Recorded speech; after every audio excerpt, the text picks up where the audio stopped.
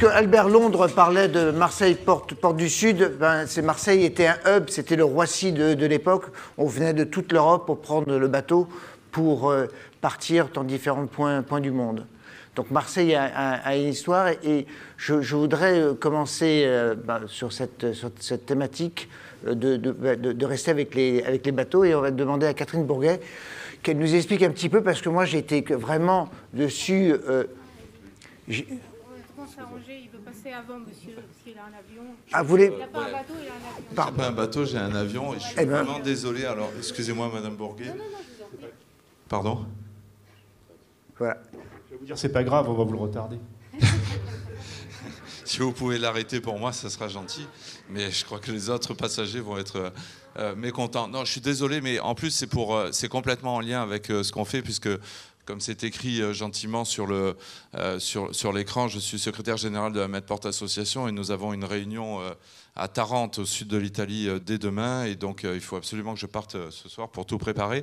Et l'association Medport, en fait, c'est l'association des ports de Méditerranée. Et l'association des ports de Méditerranée lie les deux rives de la Méditerranée comme un lien finalement entre l'Afrique et l'Europe via le port de Marseille. Donc c'est complètement lié à notre problématique du jour, à notre sujet, parce que ce n'est pas forcément une problématique, mais en tout cas à notre sujet du jour.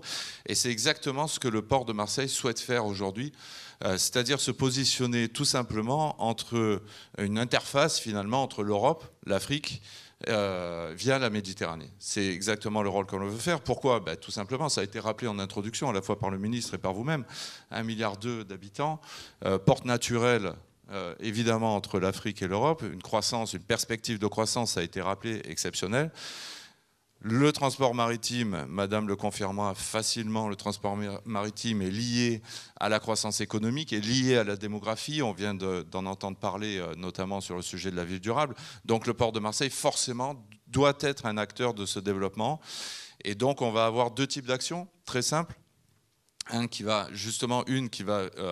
viser à développer la connectivité avec d'autres partenaires, les transporteurs maritimes et d'autres, la connectivité entre l'Europe et l'Afrique via le port de Marseille. Et puis une autre activité qui est le développement des partenariats, l'accompagnement des projets de développement que nous avons avec beaucoup de partenaires de ports et notamment les ports africains. Donc c'est ces deux types d'actions-là qui nous permettent de créer ce lien. Alors on ne le fait pas tout seul, et on le fait ici, là, avec le club de l'immobilier. On le fait bien sûr avec Africa Link, avec qui on travaille de plus en plus intensément, on va dire, et puis avec d'autres acteurs du territoire, et on essaye de développer tout un ensemble de relations avec le continent africain.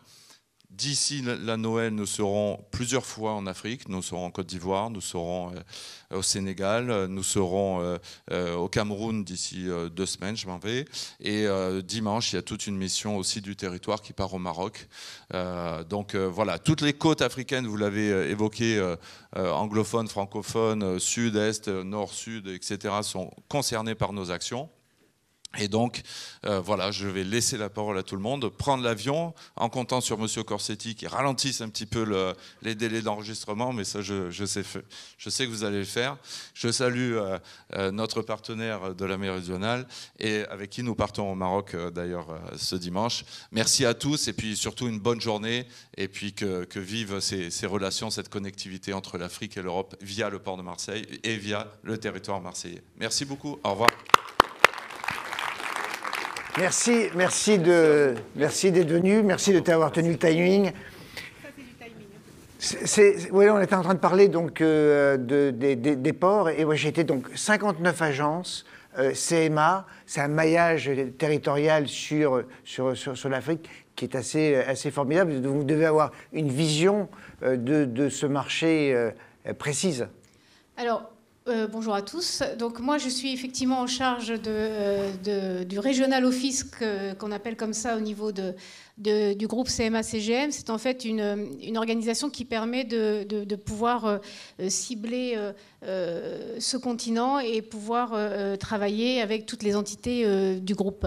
Donc effectivement, nous, c'est 59 agences qui fait un maillage important. Et puis maintenant, il y a le développement avec la partie évidemment shipping du groupe, mais aussi avec la partie logistique. Et donc CEVA, qui maintenant est en train de se développer de manière relativement importante sur l'Afrique. En tout cas, c'est le souhait de notre président. Et d'ailleurs, a fait l'achat en partenariat majoritaire l'année dernière de AMI Worldwide, qui était déjà basé dans 12 pays africains, ce qui permet d'accélérer l'implantation de notre entité logistique en Afrique. Donc effectivement, c'est 33 lignes maritimes sur la partie Afrique subsaharienne et puis 23 lignes sur la partie plutôt Afrique du Nord, ce qui fait un territoire bien desservi maritimement. Et l'objectif du groupe, c'est aussi de travailler sur tout ce qui est interland et en tout cas pays de l'intérieur, comme on appelle nous chez CMA, c'est-à-dire que depuis les hubs portuaires, de pouvoir développer avec la filiale logistique, mais aussi avec la partie interland des agences maritimes, la desserte des pays africains enclavés. On peut prendre comme exemple, par exemple, avec Kribi, vous pouvez faire la Centrafrique. Oui, voilà, avec Kribi aujourd'hui, où nous sommes Kribi au Cameroun. Exploitants au Cameroun. L'idée était au Cameroun de pouvoir sortir de Douala, qui est un port assez compliqué à travailler, extrêmement engorgé, avec un tirant d'eau très, très faible, et d'aller sur Kribi, ce qui permet, avec les infrastructures terrestres, de desservir les pays de l'intérieur tout autour du Cameroun. C'est un peu l'idée, et ça sera aussi l'idée du Nigeria, puisque nous avons une concession qui est en cours à Lekki, avec un démarrage d'exploitation d'ici la fin de l'année prochaine, 2022. Lekki, c'est au Nigeria. On en parlait tout à l'heure, en tout cas un de vos intervenants en parlait. C'est un pays qui sera quand même en 2050, je pense, le 3e pays le plus peuplé au monde après la Chine et l'Inde. Donc il y a un potentiel énorme sur le Nigeria, mais aussi une congestion extrêmement importante. Alors, vous en parliez au niveau de la ville, mais au niveau portuaire, c'est guère mieux. Et donc Lekki pourra nous permettre de désengorger un peu la partie des ports de Apapa et de Tinkan au Nigeria. Pour imager, c'est l'équivalent de fosses sur mer que vous venez implanter dans ces pays. Exactement. En eau profonde. Et exactement. 16 mètres de tirant d'eau et une capacité qui sera de 2,5 millions de VP. Sur la partie Afrique, il est indéniable que le groupe est extrêmement présent. Déjà de par l'acquisition d'Elmas en 2005, qui était un spécialiste de l'Afrique dont je fais partie, je viens de chez Delmas, il a pu continuer à accroître son expertise et des participations aussi dans le port de Tanger, qui est quand même un des plus gros ports africains avec une capacité de 9 millions de VP. Donc c'est indéniable que le groupe est extrêmement présent. Après, si on repositionne sur la métropole ex-Marseille, puisque c'est aussi le sujet, et c'est évidemment des dessertes maritimes depuis Marseille ou vers Marseille et depuis Fos ou vers Fos, avec des lignes maritimes qui desservent la totalité du continent africain, que ce soit l'Est, l'Ouest, le Nord. Alors l'Afrique du Sud, c'est encore un peu particulier. C'est aussi The Box, qui est un incubateur où on a des startups et notamment des startups africaines.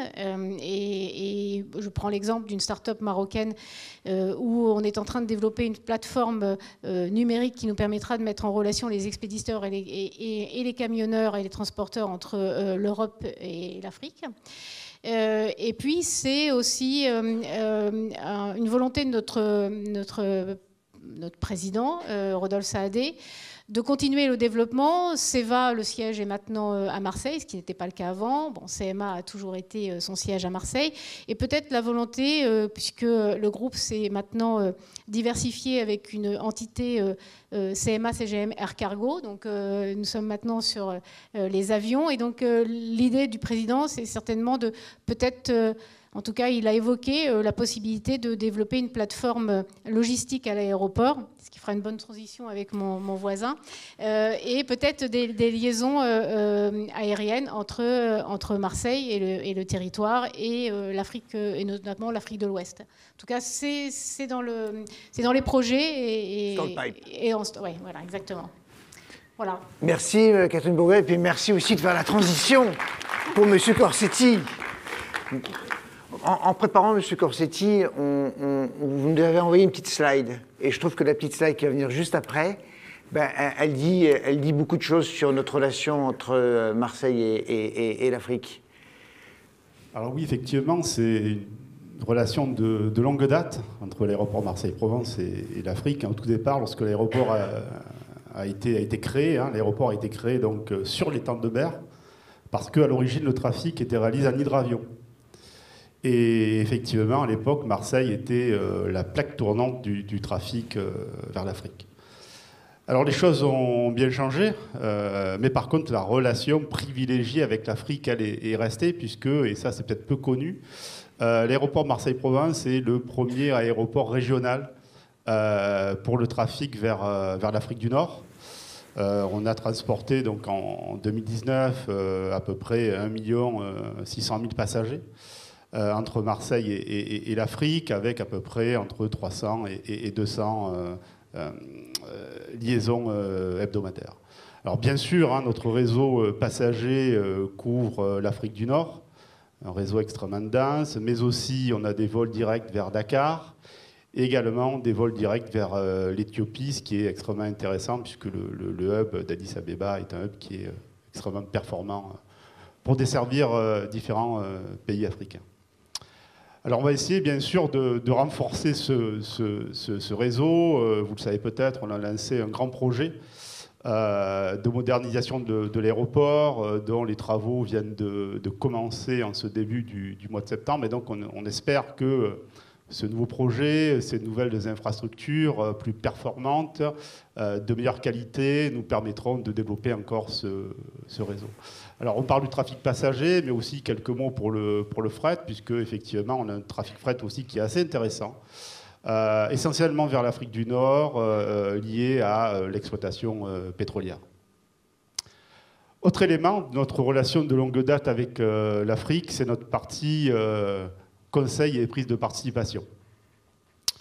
Vous ne le savez peut-être pas, mais l'aéroport Marseille-Provence a été le premier aéroport à réaliser un partenariat public-privé pour la création et la gestion de l'aéroport de Libreville au Gabon. Donc c'était dans les années 80 à l'époque. Ensuite, dans les années 90, on a réalisé la même opération à Abidjan. Et dans les années 2000, on a également réalisé la même opération au Congo-Brazzaville avec la gestion de 3 aéroports, Olombo, Pointe-Noire et l'aéroport de Brazzaville.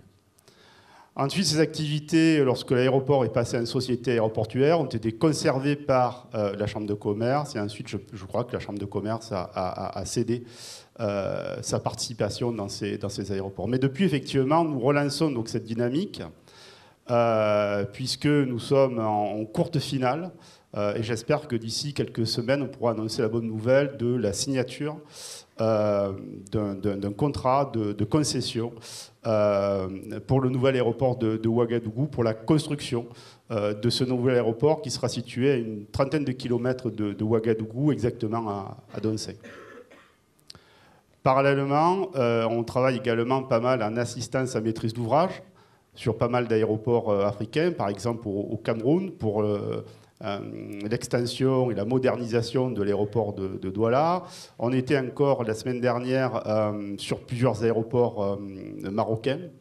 Et ce que l'on a fait également, c'est de la formation, où plusieurs aéroports africains nous ont envoyé sur Marseille-Provence donc leurs collaborateurs pour qu'on puisse effectivement les aider à progresser et à réaliser un véritable échange de savoir-faire. Donc une vraie relation entre l'aéroport Marseille-Provence et l'Afrique, et je pense que cette relation est encore partie pour durer un bon moment.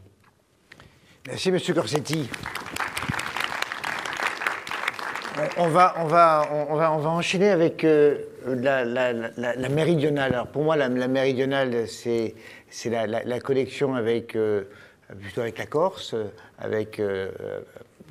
donc la méridionale, vous développez une activité africaine. Oui, absolument. Alors je vais commencer par me présenter. Donc moi je suis Olof Gilden, j'ai rejoint la méridionale il y a à peu près 1 an, justement pour m'occuper de développer cette ligne que nous avons ouverte sur Tanger. Alors, a priori, je n'avais pas de lien du tout avec l'Afrique, parce que, comme mon nom l'indique, je suis originaire d'un pays où la mer gèle en hiver, donc on est assez loin des côtes africaines. Mais travaillant dans le transport maritime, c'est assez naturellement qu'installé à Marseille, quand la méridionale a voulu développer son activité, elle a regardé de l'autre côté de la mer. Et c'est assez naturellement qu'on s'est dirigé vers Tanger et le Maroc. Le port de Tanger est un port qui, il y a 10 ans, existait, mais était un tout petit port d'intérêt local, et qui est devenu le 25e port du monde, et c'est sans doute pas fini. Le Maroc, nous transportons à bord de nos navires des passagers, d'une part, et aussi du fret roulant, c'est-à-dire des camions qui rentrent dans nos navires, et dans lesquels nous transportons évidemment des produits à destination du Maroc et en provenance du Maroc. En provenance du Maroc, on a tendance à imaginer que ce sont essentiellement des produits agricoles ou des produits qui viennent de l'industrie de main-d'œuvre. Mais comme vous l'indiquiez, la méridionale a avant travaillé sur la Corse principalement. Et on a eu la surprise de découvrir qu'il y avait beaucoup d'industries de très haute technologie au Maroc, de l'industrie automobile, aéronautique, aérospatiale, avec tout un écosystème qui s'est fondé autour. Et nous avons, dans les cales de nos navires, nous transportons des pièces détachées automobiles qui ne vont pas vers l'Afrique, mais qui viennent d'Afrique pour aller alimenter les usines automobiles européennes. Donc je mentionne ce point parce que ça me semble important. Tout à l'heure, on parlait Monsieur Parent, je crois, parlait de la valeur ajoutée qui doit rester en Afrique. Et pour ce qui concerne le Maroc, je pense que c'est, en tout cas de ce point de vue-là, un exemple à regarder, en tout cas. C'est très important. Est-ce que ça veut dire que le développement de la méridionale, aujourd'hui vous êtes démarré avec le Maroc, est-ce que vous avez des projets sur d'autres pays africains? Alors, on a démarré il y a 10 mois, c'était quelque chose de nouveau pour nous. Pour l'instant, on va consolider cette traversée. On a mis 2 navires en ligne. On a un départ de Marseille et un départ de Tanger 3 fois par semaine. Donc c'est comme on prend le bateau comme on prend le bus, ou presque. Et pour l'instant, il n'y a pas de projet immédiat. L'avenir un peu plus lointain, on verra bien ce qu'il en est, mais pour l'instant, c'est pas le cas. Alors, on parlait tout à l'heure en Afrique, on a beaucoup parlé de la population. Et c'est vrai qu'en prenant l'exemple du Maroc, on voit vraiment 2 choses qui semblent réussir dans ce pays. Je me fais un peu l'ambassadeur du Maroc, là, mais c'est les infrastructures et l'éducation. Ça me semble être des points clés. Au Maroc, nous n'avons affaire qu'à des gens d'un niveau de formation très élevé, des infrastructures de base, je veux dire de routes, de trains, de ports qui sont là, qui sont présentes. Et en préparant cette réunion, je lisais un peu quelques articles.